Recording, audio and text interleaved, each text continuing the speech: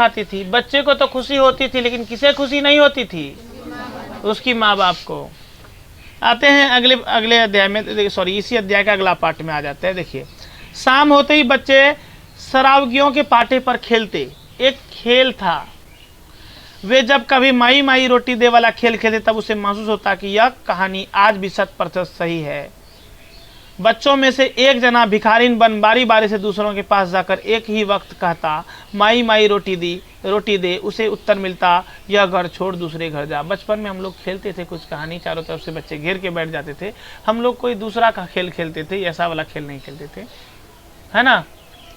वो चिट्ठी लाने होता, पटना से चिट्ठी आया, ऐसा कुछ लाइन था, अभी भुला रहे हैं, बहुत बचपन में खेला करते थे छोटे में। तो ऐसा ही यहाँ पर है कि ऐसा ही वहाँ पर माई माई रोटी दे वाला खेल बच्चे घेर के बैठ जाते थे। ये खेल होता था, एक भिखारिन बनती थी, वो बोलते जाती थी माई माई रोटी दे, और बीच में से आवाज आता था, यह घर छोड़ दूसरे घर जा। यही दशा आज किसकी हो चली है? अपने ही घर में भिखारिन बनी हुई है।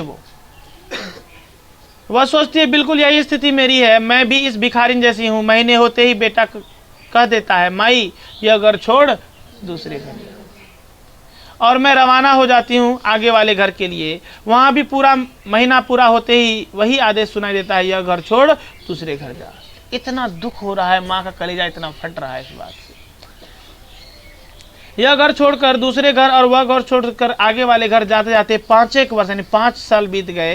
ये 5 वर्ष भी सुख चैन से बीते हों ऐसा कहाँ, यानी एक महीना खिलाते थे, उसमें भी सुख चैन नहीं था। अब देखिए कुछ वाकया, इन 5 वर्षों में 25 दफा झगड़े हुए। बिज्जू के हिस्से में थी, तब नारायण की पत्नी भावरी ने लड़के के जन्मदिन पर कटोरी में डालकर रसमलाई भेजी थी। याद रखना, यहाँ पर एक प्रश्न आता है, नारायण की पत्नी का नाम था भावरी। क्या नाम था? नारायण की पत्नी का क्या नाम था? तो नारायण की पत्नी भावरी ने हिस्से में था उस समय किसका? ये बिरजू के हिस्से में। किसके हिस्से में? बिरजू के हिस्से में। उसी दिन जो है नारायण की पत्नी भावरी ने जो है लड़के के जन्मदिन पर कटोरी भर के रसमलाई भेजा था। किसके पास? हम तो पड़ोसियों को भेजते, वो तो दादी थी, भेज दिया। तो देखो क्या हुआ। बिरजू की पत्नी पुष्पा, दूसरा प्रश्न में आया, बिरजू की पत्नी का नाम क्या है? बोल रही थी, अरे अपनी अमीरी दिखाने के लिए रसमलाई भेजी है क्या? तुम्हारे हिस्से में थी तब तो रूखी रोटियां खिलाई इन्हें। आज महारानी जी ने रसमलाई की दौस दिखाई है। देखी तुम्हारी रईसी, मेरे हिस्से में हो तब तुम यह अपना माल अपने ही पास रखना। हमारी जैसी सामर्थ होगी हम खुद खिला देंगे। एकदम गुस्से से 10 बात सुना दिया। अब कोई बात है जन्मदिन पर तो कोई तो मिठाई पकवान तो हम पड़ोसियों को दे देते, तो ये दादी को दिया, इस पे भी आफत हो गई थी। सुनना पड़ा किसको?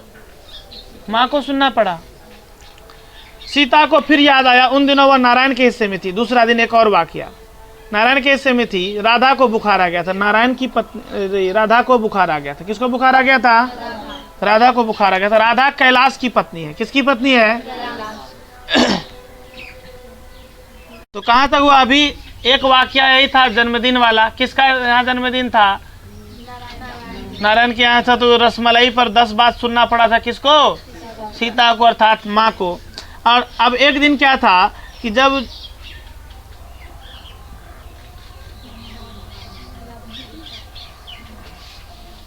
तो किसको बुखार था? राधा को बुखार था। और राधा किसकी पत्नी थी? राधा को बुखार हो गया। कैलाश नौकरी से किसी काम से बाहर गया था, पति नहीं था, पत्नी को बुखार हो गया था। उसने 2-3 दिनों तक उसके बच्चे के लिए रोटी बनाई। किसने रोटी बनाई थी? सीता ने। कुछ दिनों बाद बच्चों के झगड़े को लेकर भावरी और राधा के बीच झगड़ा हुआ। राधा ने कहा, जब बच्चे झगड़ रहे हैं तब सास जी वहीं थी, चाहो तो उनसे पूछ लो। बच्चे का झगड़ा में कि माँ जी वहीं थी, पूछ लो। माँ जी भी नहीं, सास जी शब्द इस्तेमाल हुआ है। तो मतलब समझो कितना सम्मान मिल रहा था सीता को। इतने में भावरी ने जहर में बुझा तीर छोड़ा। अरे जा पूछ लिया तुमसे और उनसे दोनों से। उनसे क्या पूछना, वे गुलामी करती फिरती है तुम्हारी और खाना खाती है मेरे हिस्से में। उटक दिया, लेडीज का याद होता उटकना पुटकना, तो बात याद करके रखा था। खाना खाती है मेरे हिस्से में और गुलामी करती है तुम्हारी। गुलामी करवाई हुआ तो अच्छी बात है, लेकिन खाना तो खिलाना था। इस तरह से बोल दी वो। उसकी आंखें भर आई। इनके लड़ाई झगड़े का कोई अंत नहीं है, ये हमेशा लड़ती हैं, लड़ाई है इनकी और कांटे में घसीटती है मुझे। ये कौन सोच रही थी? सीता। लड़ रही है और कांटे में घसीटती है हमें।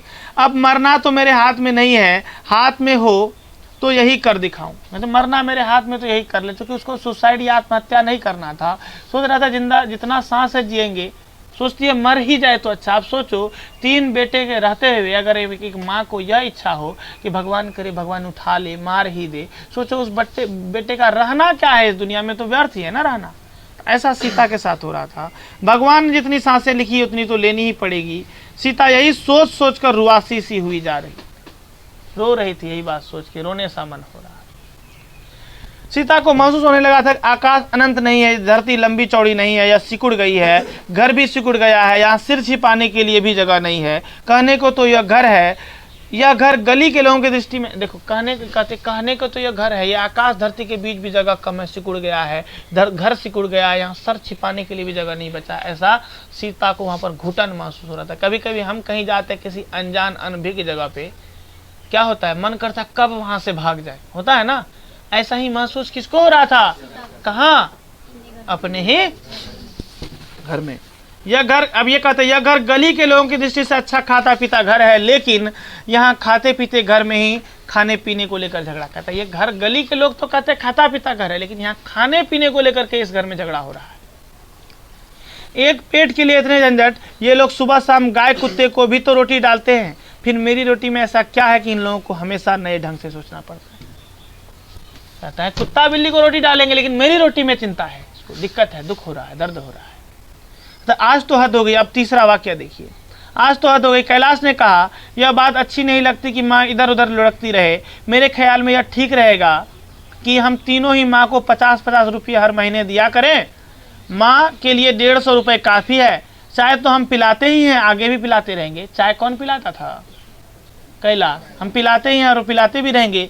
बाकी रही रोटी वह अपनी पकाएगी खाएगी। अब बोला कि पैसे दे देंगे, माँ खुद से पका के खिला लेगी। ये माँ के लिए और भी कठोर था, पकाए खाना। अब क्यों जानते हो क्यों ऐसा हुआ होगा? अब इमेजिन समझिए इसको। उसकी पत्नी झगड़ा करती कि हम बुढ़िया के लिए रोटी नहीं बनाएंगे, ऐसा होता होगा। इसीलिए वो अपनी पत्नी से दबे दबे रहने के कारण यह निकाला था, यह रिजल्ट या कंक्लूजन या निष्कर्ष निकाला कि माँ को पैसा दे देंगे। तो नारायण ने कहा जैसी आपकी मर्जी, मुझे तो मंजूर है। आज तो बिज्जू भी चुप नहीं रहा, बोला इधर उधर लड़कने से तो अच्छा ही है, अपनी जगह पड़ी तो रहेगी। बिज्जू को भी लगा बढ़िया है, इधर उधर लड़क रही, आज इसके यहाँ कल उसके यहाँ, आज इसकी गाली कल उसकी गाली। बेटर है कि वो अपना बनाएगी खाएगी, कम से कम किसी गाली तो नहीं सुनेगी। छोटे बेटे के हृदय में थोड़ा सा स्नेह था। इतनी बात होने के बाद कमरे में मौन के तीक्ष्ण कीलों का खेत उगाया। मानो कि सीता जिस कमरे में है वहां पर चुप्पी ऐसी रही मानो कि एकदम तीक्ष्ण यानी तीखे कील, बहुत नुकीले कील मानो पूरे कमरे में आ गए। इधर उधर हिलते ही कीलें चुभती थी, मानो कि कील चुभने जैसा दर्द हो रहा था। किसको? सीता को। यह बात सुनने पर सभी यथावत बैठे रहे। थोड़ी देर बाद कीले ठुका स्वर शुरू हुआ। माँ को पूछ तो लेते। यह बिज्जू की आवाज थी। किसकी आवाज थी? सभी मानो सीता को ऐसा लग रहा था कि इधर जा रहे हैं तो कील चुभ रहा, उधर, यानी पूरा दुख हो रहा था इस बात से, उसको पूरा कराह रही थी वो। तो इसी क्रम में एक शब्द सुनाई देता है। बिज्जू कहता माँ को तो पूछ लेते। कम से कम उसके मन में था माँ को अच्छा लग रहा है या नहीं लग रहा है। यह शब्द उसके अंदर आया और उन्होंने बोला भी।